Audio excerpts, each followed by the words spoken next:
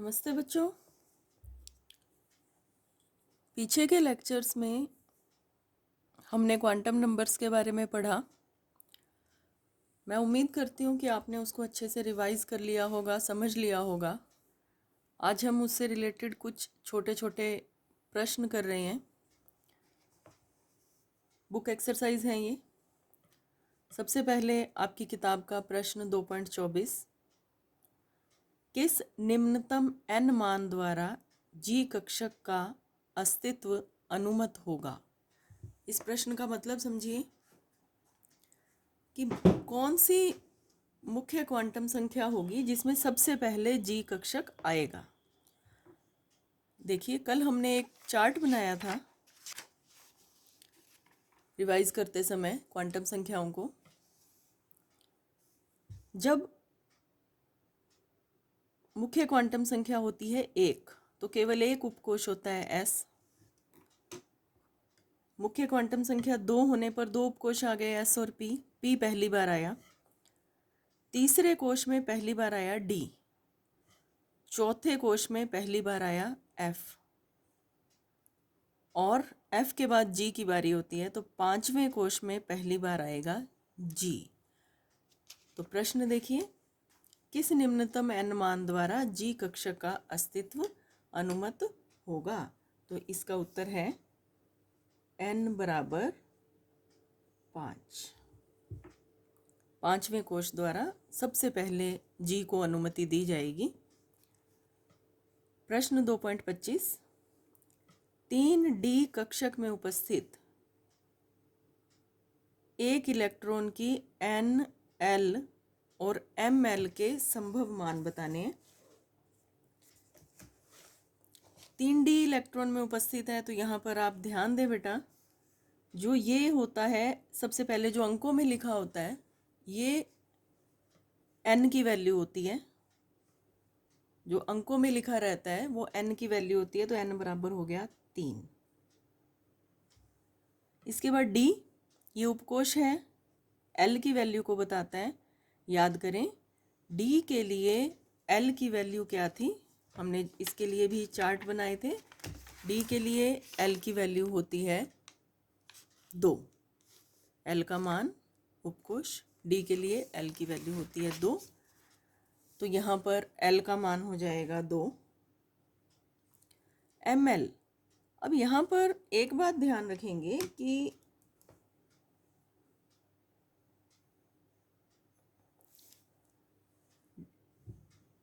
l के 2 मान के लिए ml की 5 वैल्यूज संभव हैं। कौन कौन सी 5 वैल्यूज संभव हैं? ml -l से +l तक चलता है, -2, -1, 0, +1 और +2। तो जो l का मान है वो माइनस से प्लस तक चलता है और बीच में 0 भी आ जाता है। तो अगर l की वैल्यू 2 है तो ml के ये 5 संभव मान होंगे। इन्होंने पूछा है कि 3D कक्षक में उपस्थित किसी एक इलेक्ट्रॉन के लिए बताना है, तो इनमें से कोई एक में से कोई भी एक हो सकता है।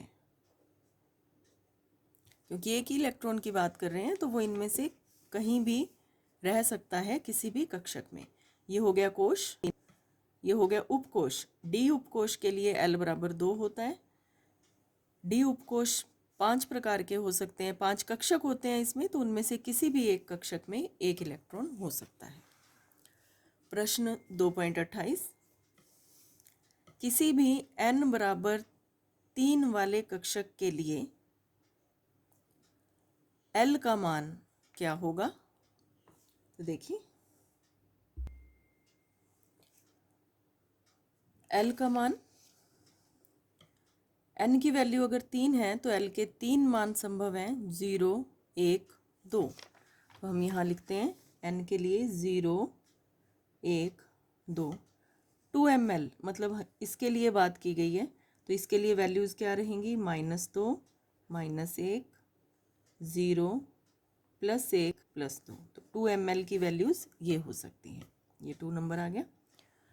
3D कक्षक के इलेक्ट्रॉन के लिए L का मान, अब देखो डी है, तो डी के लिए एल का मान होता है 2 और एम एल के मान क्या होंगे, -2, -1, 0, +1 और +2।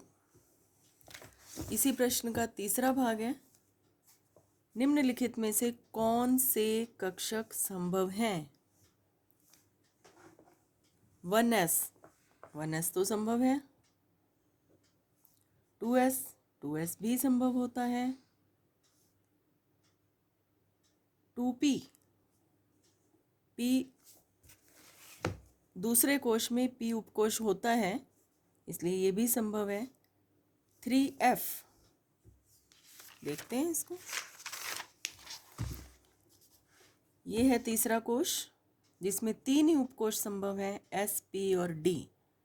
f उपकोश की स्टार्टिंग ही चौथे कोश से होती है इसलिए 3f संभव नहीं है।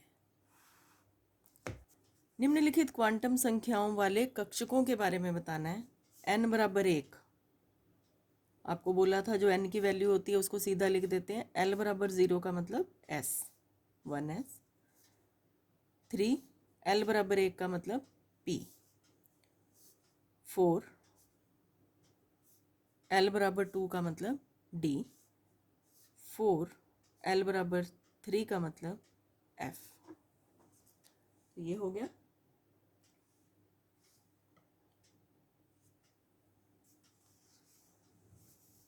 प्रश्न 2.31, एक परमाणु में निम्नलिखित क्वांटम संख्याओं वाले कितने इलेक्ट्रॉन संभव हैं। अगर n बराबर 4 है और ms -½ है, देखिए n बराबर 4 का मतलब है इलेक्ट्रॉन होंगे 2n²। किसी भी कोश में कुल इलेक्ट्रॉन होते हैं 2n²। तो यहाँ पर कुल इलेक्ट्रॉन होंगे 2 गुणा 4 का स्क्वायर, 2 गुणा 16, 32 इलेक्ट्रॉन। अगर चौथा कोश है, n की वैल्यू 4 है, तो इलेक्ट्रॉन होंगे 32। और आपको पता है किसी भी कोश, उपकोश या कक्षक में जितने भी इलेक्ट्रॉन उपस्थित होते हैं उनमें से आधे +½ होते हैं और आधे -½ होते हैं। तो हम यहाँ लिखेंगे ms बराबर -½ वाले 16 इलेक्ट्रॉन होंगे। ये होंगे 16 इलेक्ट्रॉन।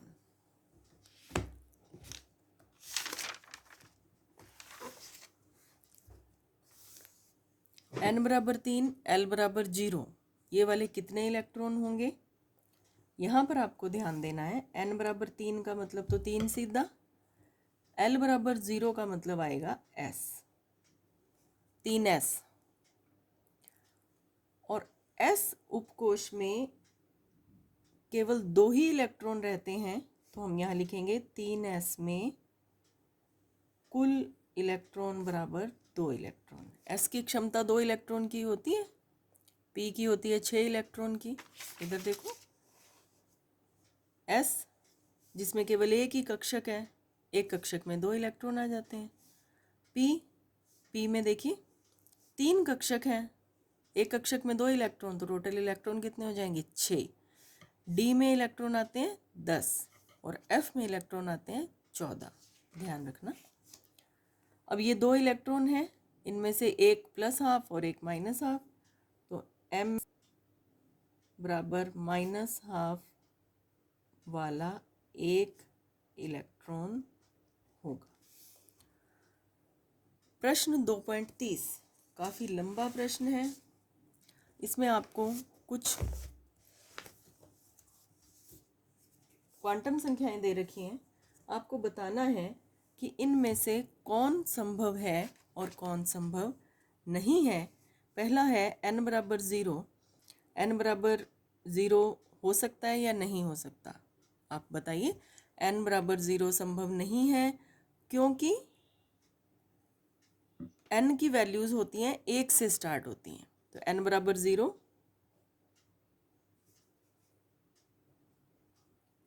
क्योंकि n के मान 1 2 3 4 डैश होते हैं, इसलिए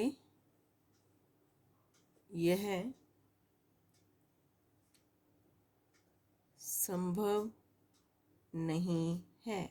बाकियों को तो देखने की ज़रूरत नहीं है, n से ही हमेशा शुरू करेंगे चेक करना। यदि n ही संभव नहीं है तो हम उसको आगे नहीं करेंगे।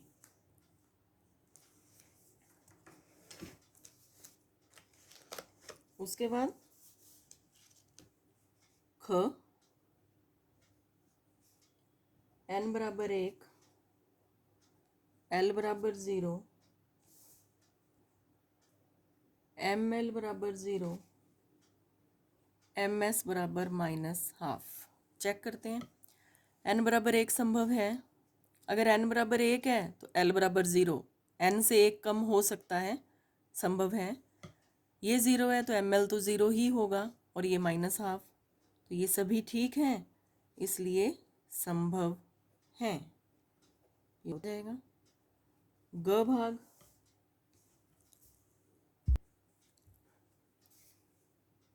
n बराबर 1,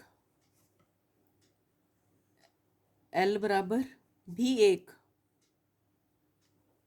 ml बराबर 0, ms बराबर +12। इसको चेक करते हैं।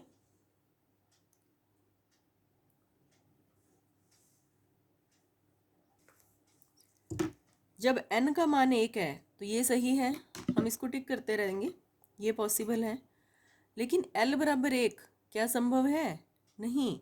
l की वैल्यूज़ हमेशा n से 1 कम तक रहती हैं। यदि n का मान 1 है तो l का मान 0 ही संभव है, 1 संभव नहीं है।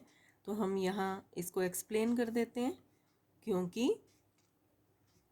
l का मान 0 से n-1 तक ही संभव है, इसलिए l बराबर 1 संभव नहीं है।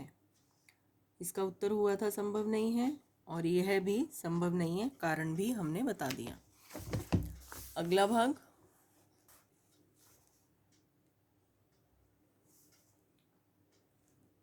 n बराबर 2,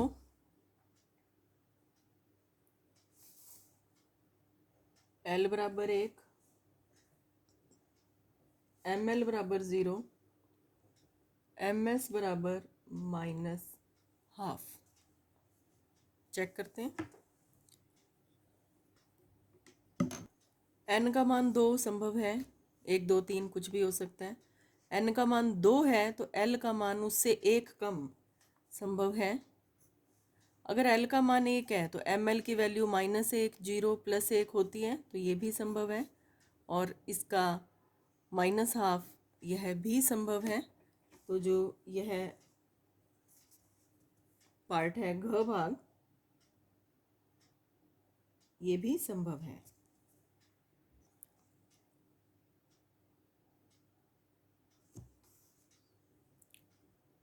संभव है, ठीक है। अगला n बराबर 3, l बराबर 3, ml बराबर -3, ms बराबर +12। चेक करते हैं। n संभव है। क्या n बराबर 3 के लिए l बराबर 3 संभव है? नहीं। क्यों संभव नहीं है? क्योंकि वही कारण रहेगा जो पीछे वाले में किया था, क्योंकि l का मान 0 से n-1 तक ही संभव है, इसलिए l बराबर 3 संभव नहीं है। इसका उत्तर हो जाएगा संभव नहीं है। नेक्स्ट पार्ट, n बराबर 3, l बराबर 1, ml बराबर 0, ms बराबर +12। चेक करते हैं। n बराबर 3 संभव है, l बराबर 1 3 से कम कुछ भी संभव है, 0 1 2 तक। जब इसकी वैल्यू 1 है तो ml की वैल्यू -1, 0 + 1 हो सकती है, तो संभव है, यह भी संभव है। तो इस तरह से ये सभी कॉम्बिनेशंस संभव है। तो इस प्रकार आपके इस टॉपिक में कुछ छोटे छोटे प्रश्न पूछे जाते हैं, बिल्कुल इसी तरह के जैसे आपने अभी किए। 2 एग्जाम्पल हमने लास्ट वीडियो में कर लिए थे, जो आपकी बुक में दे रखे थे एग्जाम्पल। ये कुछ प्रश्न भी हल किए। तो इस तरह के प्रश्न आपसे पूछे जाते हैं, नॉर्मली एग्ज़ाम में भी पूछे जाते हैं, कॉम्पिटिटिव एग्ज़ाम्स में भी पूछे जाते हैं।